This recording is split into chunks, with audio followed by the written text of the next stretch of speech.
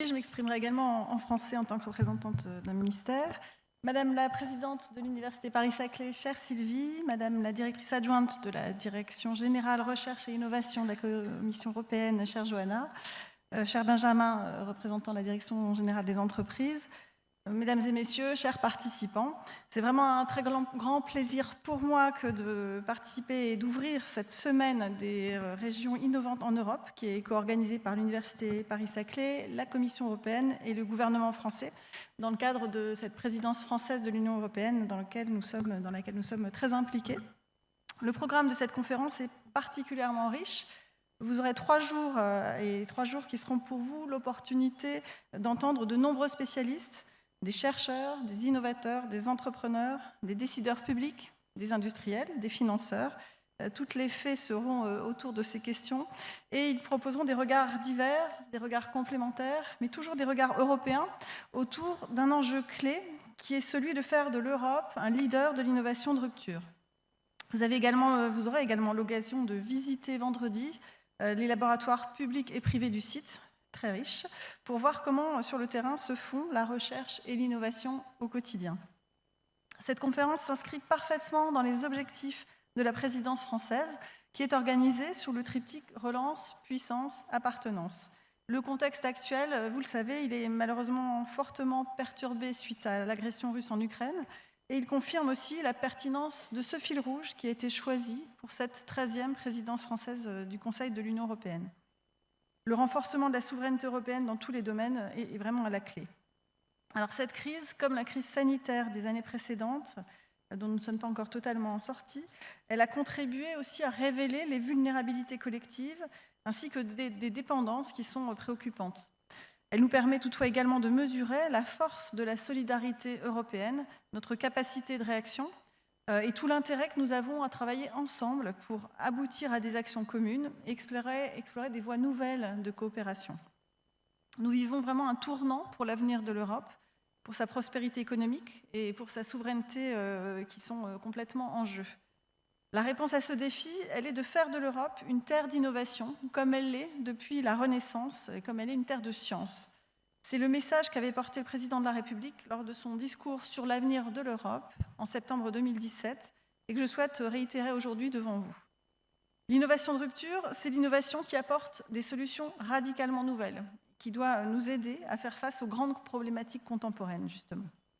C'est pour cela que cette innovation qui mobilise les dernières avancées scientifiques, qui combine les connaissances venant de multiples champs disciplinaires, tout en visant à créer de nouveaux marchés, Benjamin Delosier l'a bien souligné, ou à bouleverser les marchés existants.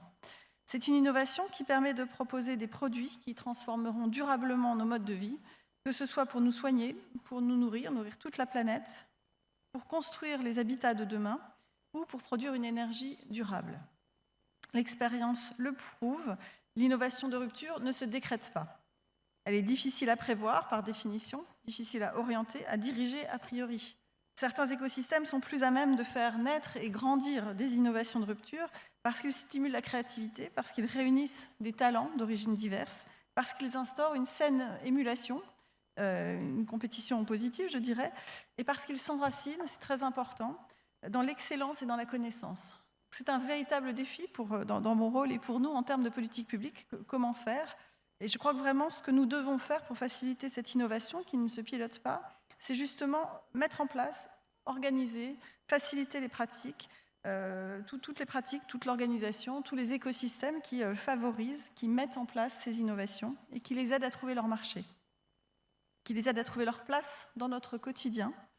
Il nous faut aussi faciliter le développement en Europe des entreprises qui portent ces innovations, car c'est bien ici en Europe que nous avons et que nous aspirons à voir ces innovations de rupture créer de la valeur, créer des emplois, et ce dans toutes les régions.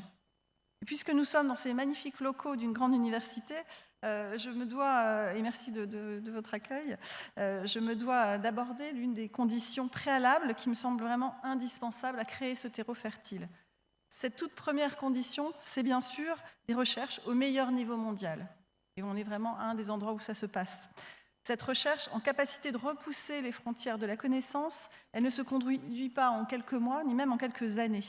Il est vraiment indispensable que l'Europe prépare son avenir en se projetant dans les décennies qui viennent. Pas d'innovation de rupture, donc sans un investissement au sens fort du terme sur le temps long.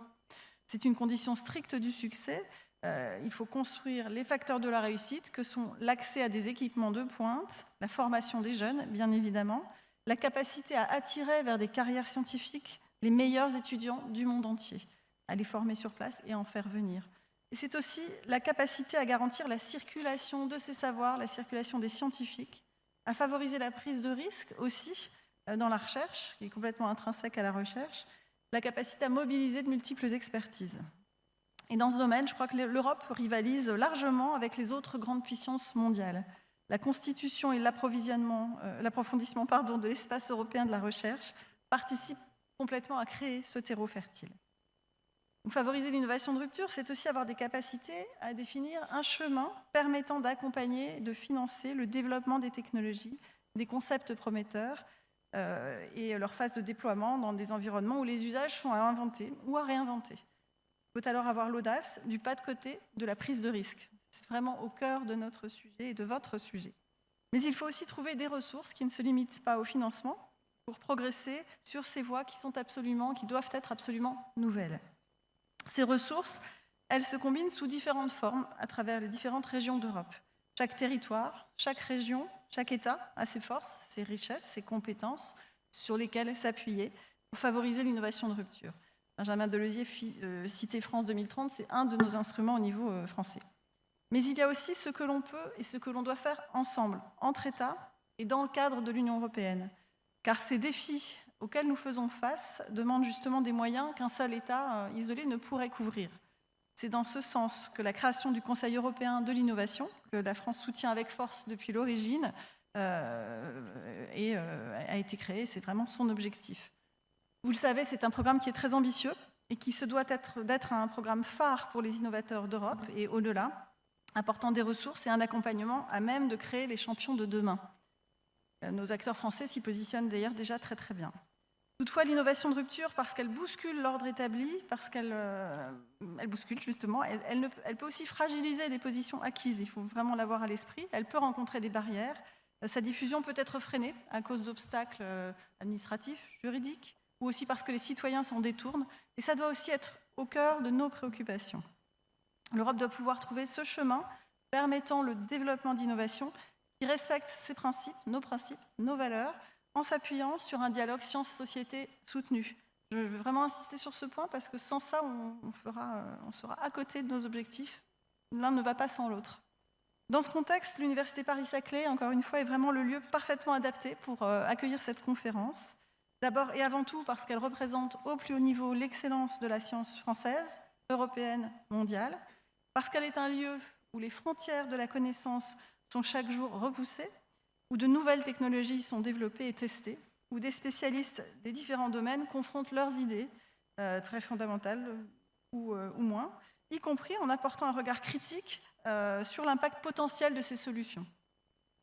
Ensuite, parce que le plateau de Saclay rassemble des étudiants, des chercheurs, des institutions de toutes les disciplines, de nombreuses entreprises, des startups, des incubateurs, qui sont, tous ces lieux sont aussi des lieux de rencontre entre ces différents acteurs. Cette diversité est vraiment justement à même d'en faire un des plus grands centres européens pour l'innovation de rupture, un campus d'innovation majeur.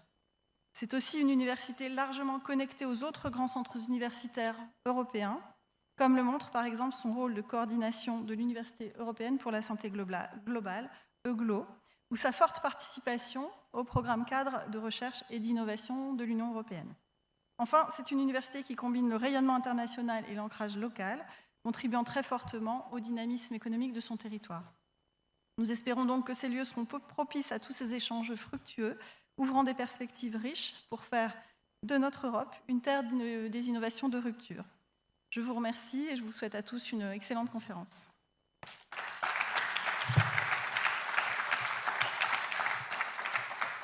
Thank you, Claire. I know you've covered so much already, but perhaps in just a few words you could give us your hopes for the outcome of this conference. Merci. Alors, bien sûr, ce que nous attendons justement sur cette conférence, c'est vos échanges, c'est d'entendre ce que vous aurez à nous dire. pense que les visions qui seront présentées, les thèmes qui seront abordés, nous apporteront aussi des idées peut-être plus précises, des facteurs de succès pour réussir et pour faire prospérer, faire émerger et prospérer ensuite ces innovations de rupture. Donc voir quelles sont les actions qui fonctionnent, quelles sont les attentes des acteurs, quelles sont les initiatives qui pourraient servir de modèle, sur quoi on peut s'améliorer aussi pour que notre Europe reste très compétitive. Donc c'est toutes ces questions sur lesquelles on veut vraiment entendre vos idées, face aux États-Unis, au Canada qui se sont positionnés depuis longtemps sur ces sujets, au Royaume-Uni aussi. Au niveau européen, nous avons des choses à dire et donc à entendre aussi au cours de ces conférences. Et puis la Commission européenne prépare un nouvel agenda, Johanna va nous en parler, pour l'innovation. Et je pense que c'est aussi important de pouvoir mettre en avant les points clés qui seront ceux sur lesquels, au niveau européen, on pourra avoir un impact le plus fort possible. Thank you very much. Merci.